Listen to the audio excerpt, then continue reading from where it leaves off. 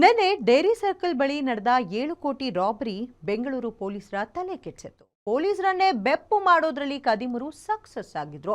ತಲೆ ಕೆಡಿಸಿಕೊಂಡ ಪೊಲೀಸರು 24 ಗಂಟೆ ರೆಸ್ಟ್ ಇಲ್ಲದೆ ಹುಡುಕಾಡಿ ಕೊನೆಗೂ ಕೇಸ್ ಟ್ರೇಸ್ ಮಾಡೋದ್ರಲ್ಲಿ ಸಕ್ಸಸ್ ಆಗಿದ್ದಾರೆ. ಪಕ್ಕಾ ಪ್ಲಾನ್, 3 ಟೀಮ್, ಪೊಲೀಸರನ್ನೇ ಬೆಪ್ಪು ಮಾಡಿದ್ದ ಖತರ್ನಾಕ್ಗಳು. ಕೊನೆಗೂ 2 ಲಾಕ್, ದುಡ್ಡು ಸಾಗಿಸಿದ್ದ ಇನೋವಾ ಕೂಡ ಜಪ್ತಿ.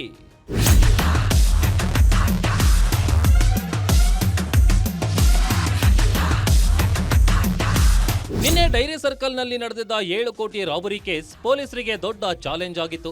ಪ್ರೀ ಪ್ಲಾನ್ ಮಾಡಿದ್ದ ಕದೀಮರು ತಾವಂದುಕೊಂಡಂತೆಯೇ ಪ್ಲಾನ್ ಎಕ್ಸಿಕ್ಯೂಟ್ ಮಾಡಿದ್ರು. 1 ಗಂಟೆ ವಿಚಾರ ಹೊರಬರದಂಗೆ ನೋಡಿಕೊಂಡು ದುಡ್ಡು ಇರೋ ವಾಹನ ಪಾಸ್ ಆಗೋವರೆಗೂ ಸೀಕ್ರೆಟ್ ಮೇಂಟೈನ್ ಮಾಡಿ ಪೊಲೀಸರನ್ನೇ ಯಾಮಾರಿಸಿದ್ರು. ಪೊಲೀಸರ ನೆಕ್ಸ್ಟ್ ಮೂವ್ಮೆಂಟ್ ಕೂಡ ಅಂದಾಜಿಸಿದ್ದ ರಾಬರಿ ಗ್ಯಾಂಗ್ 24 ಗಂಟೆ ಪೊಲೀಸರಿಗೆ ಸರಿಯಾಗಿಯೇ ಕೆಲಸ ಕೊಟ್ಟಿದ್ರು. ಇಲ್ಲಿ ಪೊಲೀಸರ ನಿರ್ಲಕ್ಷ್ಯ ಕೂಡ ರಾಬರ್ಸ್ ಎಸ್ಕೇಪ್ ಆಗೋಕೆ ಹೆಲ್ಪ್ ಆಗಿತ್ತು.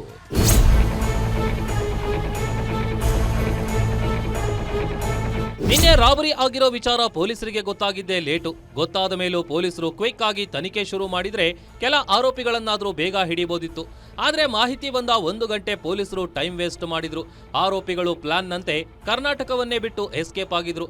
ಅದರ ಎಫೆಕ್ಟ್ 4 ಜನ ಜಂಟಿ ಪೊಲೀಸ್ ಆಯುಕ್ತರು, 18 ಜನ ಡಿಸಿಪಿಗಳು, 20ಕ್ಕೂ ಹೆಚ್ಚು ಎಸಿಪಿಗಳು ಹಾಗೂ ಇನ್ಸ್ಪೆಕ್ಟರ್ಗಳು ಸೇರಿ 50ಕ್ಕೂ ಹೆಚ್ಚು ಜನ ಒಂದೇ ಕೇಸ್ನ ಬೆನ್ನು ಬೀಳುವಂತೆ ಮಾಡಿತು.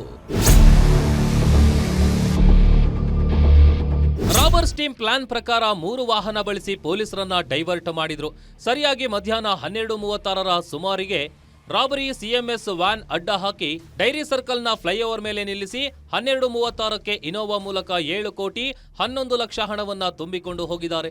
ವಿಚಾರ ಹೊರಗಡೆ ಹೋಗಬಾರ್ದು ಅಂತ ಪ್ಲಾನ್ ಮಾಡಿ ಸಿಬ್ಬಂದಿಯನ್ನ ಝೆನ್ ಕಾರ್ ಹಾಗೂ ವ್ಯಾಗನಾರ್ ಕಾರು ಬಳಸಿದ್ದ ಟೀಮ್ ಇನೋವಾ ಕಾರು ಹೊರವಲಯಕ್ಕೆ ಹೋಗೋವರೆಗೂ ಸಿಎಂಎಸ್ ಸಿಬ್ಬಂದಿಯನ್ನ ವಶದಲ್ಲಿಟ್ಕೊಂಡಿತ್ತು.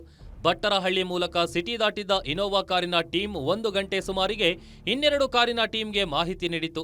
ಅಲ್ಲಿಯವರೆಗೂ ಸಿಎಂಎಸ್ ಸಿಬ್ಬಂದಿ ಮೊಬೈಲ್ ಕಸಿದಿಟ್ಟುಕೊಂಡಿದ್ದ ಇನ್ನೆರಡು ತಂಡ ಇನೋವಾ ಸಿಟಿ ದಾಟಿದ ವಿಚಾರ ಗೊತ್ತಾದ ಕೂಡಲೇ ಸಿಎಂಎಸ್ ಸಿಬ್ಬಂದಿಯನ್ನ ಕೆಳಗಿಳಿಸಿ ಎಸ್ಕೇಪ್ ಆಗಿದ್ದಾರೆ.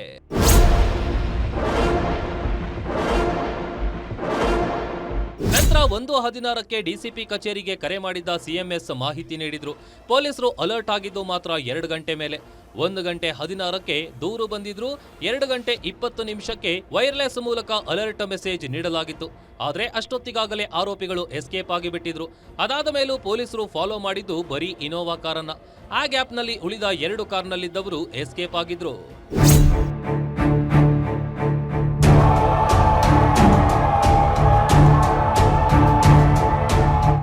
ರಾಬರ್ಸ್ನ ಹಿಡಿಯಲು ಮುಂದಾಗಿದ್ದ 50ಕ್ಕೂ ಹೆಚ್ಚು ಅಧಿಕಾರಿಗಳು, ಸಿಬ್ಬಂದಿ ಟೀಮ್ ಸದ್ಯ ಸಿಟಿ ಹಾಗೂ ಸಿಟಿಯ ಎಕ್ಸಿಟ್ ಪಾಯಿಂಟ್ಗಳಲ್ಲಿ ರಾಬರ್ಸ್ಗಾಗಿ ತೀವ್ರ ಹುಡುಕಾಟ ನಡೆಸಿದ್ರು.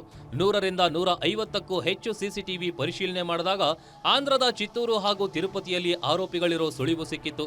ಕೊನೆಗೆ ಚಿತ್ತೂರಿನಲ್ಲಿ 2 ಇನೋವಾ ಕಾರು ಸಮೇತ ಸಿಕ್ಕಿಬಿದ್ದಿದ್ದಾರೆ. ಮತ್ತೊಂದು ಕಡೆ ತಿರುಪತಿಯಲ್ಲಿ ಕೂಡ ಮತ್ತೊಂದು ಪೊಲೀಸರ ತಂಡ ಬೀಡು ಬಿಟ್ಟಿದ್ದು, ಅಲ್ಲಿ ಇರೋ ಮಾಹಿತಿ ಅನ್ವಯ ಉಳಿದ ಆರೋಪಿಗಳಿಗಾಗಿ ತೀವ್ರ ಹುಡುಕಾಟ ನಡೆಸಲಾಗ್ತಾ ಇದೆ. ಈ ನಡುವೆ ಹಣವನ್ನ ಸಾಗಿಸುತ್ತಿದ್ದಂತಹ ಸಿಎಂಎಸ್ ಸಿಬ್ಬಂದಿ ಮೇಲೂ ಸಾಕಷ್ಟು ಅನುಮಾನ ಮೂಡ್ತಿದೆ. ಹೀಗಾಗಿ ಕಳೆದ 24 ಗಂಟೆಗಳಿಗೂ ಅಧಿಕ ಟೈಮ್ನಿಂದ ಅವರನ್ನ ವಿಚಾರಣೆ ನಡೆಸಲಾಗ್ತಿದೆ. ಕಳೆದ ಕೆಲ ದಿನಗಳಿಂದ ಅವರ ವರ್ತನೆ ಹೇಗಿತ್ತು, ಹೀಗೆ ಹಲವು ಆಯಾಮದಲ್ಲಿ ತನಿಖೆ ಮುಂದುವರೆದಿದೆ. Ajay Kumar, crime bureau, guarantee news.